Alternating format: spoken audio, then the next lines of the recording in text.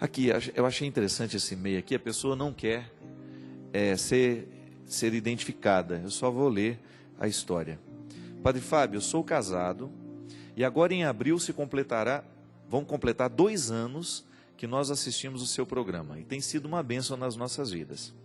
Porém, eu não sei mais o que faço, pois toda vez que minha esposa lhe assiste, ela entra em depressão. Fica cabisbaixa, chora, não fala direito comigo, se isola, chora, mas eu fico pensando, meu Deus, mas a mensagem de hoje foi tão bonita, inspiradora, o que será que acontece que deixa ela assim? Eu tento iniciar uma conversa, mas ela se afasta e não conversa sobre o assunto. Eu acho que ela se coloca muitas vezes como se estivesse vivendo o que o Senhor fala, ou imagina que é um recado de Deus vindo através do Senhor, talvez por conta de algumas dificuldades que estamos vivendo em nossas vidas, mas dificuldades normais, nada que não tenha solução. Eu não sei mais o que fazer, suas mensagens são maravilhosas, inspiradoras, educadoras, por que então que para ela é motivo de criar uma depressão, uma tristeza? Padre, preciso muito de uma orientação. O que eu faço? Meu filho, às vezes a palavra, ela nos desinstala mesmo. Eu confesso para você que não penso que o programa tenha que deprimir, não. Acho que tudo depende do jeito como nós encaramos a palavra que nos desinstala. O Padre Zezinho tem uma expressão linda, né? Ele fala paz inquieta, né? Jesus Cristo me deixou inquieto com as palavras que ele proferiu. E é bom que a gente esteja inquieto. Uma inquietude pode gerar em nós uma mudança. É por isso que quem está acomodado não muda a vida. Quem já acomodou-se aí, não fale mais comigo, me deixe em paz, esse não vai ter condições de mudar muita coisa. Agora, a partir do momento que nós ficamos inquietos com alguma coisa que veio de fora, uma palavra que foi proferida, uma pregação que a gente ouviu, um texto que a gente leu, uma imagem que a gente viu, se aquilo nos deixou inquieto, é preciso que a gente saiba direcionar essa inquietude, porque a inquietude ela tem 2 caminhos, ou ela nos leva para o buraco, ou ela nos leva para a solução.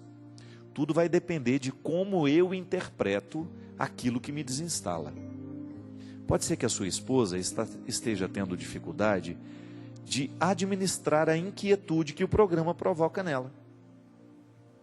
Olha, eu particularmente não assistiria um programa que não me alterasse, que não me agregasse muito.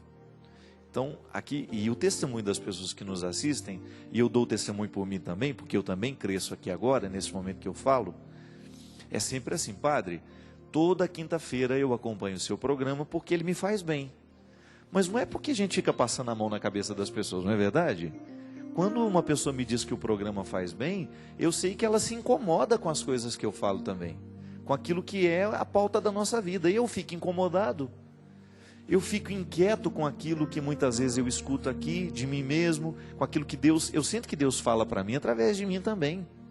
Quando Ele me chama a atenção para as coisas, quando eu recebo um e-mail, uma palavra, um exemplo de vida ou uma dificuldade que a pessoa esteja vivendo, que eu reconheço na minha vida também, eu fico inquieto. Mas o que eu faço com a inquietude?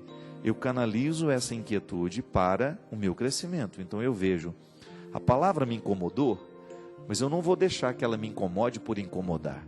Eu quero que ela me proponha novos caminhos.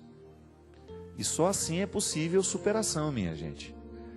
O que é o processo terapêutico que a gente faz com o psicólogo? O psicólogo, ao nos deixar falar, escutar as nossas histórias, ele nos dá a oportunidade de criar inquietudes dentro de nós, porque eu conto para ele, eu fiz isso hoje. Aí ele pergunta, mas por que você fez isso? Não sei. Mas é preciso saber por que você fez. Por que você agiu daquela forma?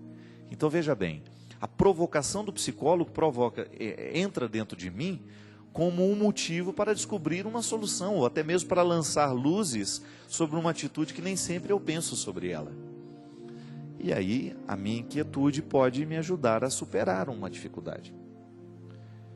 Então agora é mais fácil falar para sua esposa e não para você, né? Porque o problema está com ela. Minha filha, se por acaso você muitas vezes se deprime com aquilo que eu falo e fica... significa que você está encarando a inquietude de um jeito pessimista, e não é para isso. Toda pregação que você escuta aqui na Canção Nova, que fala do pecado, por exemplo, não é para nos deixar deprimidos, não é para a gente ficar com a cabeça baixa, eu sou um pecador e comigo não tem solução. Não. Anunciar o pecado só tem sentido, e a igreja só fala de pecado, só tem sentido anunciar a fraqueza, se for para nos encaminhar para a superação dela, para abrir os nossos olhos, que nós não podemos continuar vivendo desse jeito. O discurso profético não é para causar medo no povo, mas é para causar coragem de superar. E é por isso que a palavra do profeta é muito dura, é para acordar as consciências.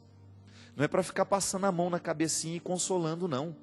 É claro que a palavra de Deus, ela é sempre dura, mas ela é amorosa, porque Deus não nos corrige para nos machucar somente. Se por acaso a palavra de Deus nos fere em algum momento, é para nos curar depois. Mas curar para melhor, para ficar melhor depois.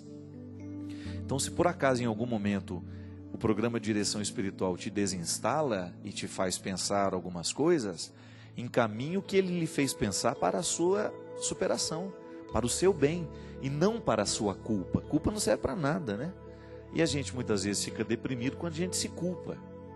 Quando a gente permite que o pensamento fique opressivo, eu começo a pensar que o que eu fiz é errado demais e não encaminho uma solução. Quando nós padres absolvemos o pecado de alguém, né, a gente dá a penitência, né?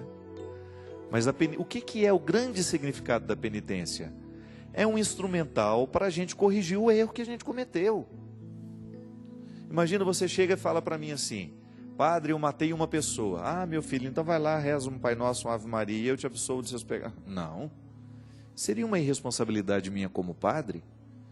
Meu filho, vai lá, se entregar à polícia. Vai confessar o crime que você cometeu. Padre, eu roubei. Ah, então tá bom, meu filho, que bom que você está arrependido. Reze um Pai Nosso, uma Ave Maria, e vai em nome do Pai. Não, isso não é cristão. Roubou? Devolve o que você roubou. É a penitência. Estou errado, Padre Renato? Não. O Padre Renato está aqui hoje me ajudando. Grande amigo meu lá de Petrópolis, um padre que precisa ser multiplicado por esse Brasil afora. O carisma que esse homem tem, o bem que ele faz, é uma coisa fantástica. Obrigado pela sua presença aqui, meu querido. Padre Paulo Ricardo também, né? A gente estava falando dele antes de começar. Eu estava em casa assistindo o Padre Paulo Ricardo e o professor Felipe Aquino no programa anterior, né? Antes de sair de casa. Que riqueza aquele padre, meu Deus do céu. Que bem que esse homem faz à igreja. Que bem que esse homem faz com a sua inteligência, mas sobretudo com a sua espiritualidade. É um homem que uniu as duas coisas, espiritualidade e inteligência. Eu tenho certeza que os padres que agora me assistem concordam comigo. A penitência não é uma solução mágica do pecado. Quando nós colocamos uma penitência para o fiel, por causa faz parte do rito sacramental, né? Faz parte do corpo da confissão ter uma penitência, isso não é para deixar o outro culpado, não. A penitência é um caminho para solucionar o pecado. Já está absolvido? Já. Deus já nos perdoou? Já. Mas o gesto concreto é uma forma que nós temos de plenificar essa ação de Deus em nós.